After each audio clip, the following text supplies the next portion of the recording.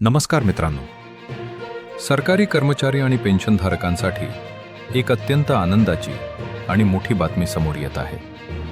8व्या वेतन आयोगाबाबत 8वे पे कमिशन कर्मचारी संघटनांनी आपली तयारी पूर्ण केली असून 51 पानांचा अंतिम मेमोरँडम फायनल ड्राफ्ट सरकारला सादर केला आहे. यामध्ये किमान पगार 69,000 रुपये करण्याची मागणी करण्यात आली आहे.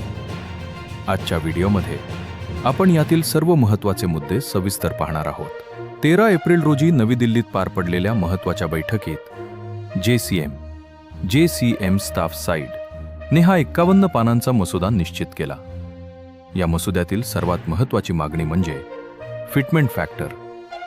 संघटनांनी 3.833 या फिटमेंट फॅक्टरची शिफारस केली आहे. जर ही मागणी मान्य झाली तर सध्याचा 18,000 रुपये असलेला किमान पगार थेट 69,000 रुपये इतका वाढू शकतो.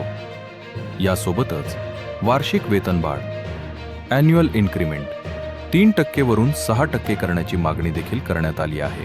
या मसुद्यात पे लेवलच्या रचनेत मोठ्या बदलांचा प्रस्ताव आहे, जसे की लेवल 2 आणि 3 चे एकत्रीकरण करून नवीन श्रेणी तयार करणे.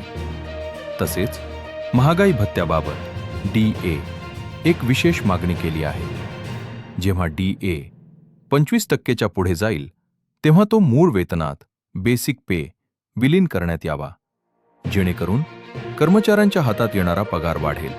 सध्याच्या महागाईचा विचार करून HRA मध्ये देखील 30% ते 40% वाढीची अपेक्षा व्यक्त केली गेली आहे. ही पगारवाढ केवळ आकड्यांवर आधारित नाही, तर ती डॉक्टर एक्रॉइड फॉर्म्युलावर आधारित आहे. यामध्ये आजच्या काळातील राहणीमानाचा खर्च, 5 सदस्यांच्या कुटुंबाची गरज, प्रथिने, कॅलरी आणि वाढलेली महागाई या सर्वांचा सविस्तर विचार करण्यात आला आहे. किमान आणि कमाल पगारातील तफावत 1 ते 12 पेक्षा जास्त नसावी, असेही या ड्राफ्टमध्ये नमूद केले आहे. मित्रांनो, हा 51 पानांचा मसुदा आता 8ल्या वेतन आयोगाकडे सोपवण्यात आला आहे. आता चेंडू सरकारच्या दरबारात आहे. या मागण्यांवर तुमचं काय मत आहे? किमान पगार किती असावा? कमेंट करून नक्की सांगा. अशाच ताज्या अपडेट्ससाठी सबस्क्राईब करायला विसरू नका. धन्यवाद.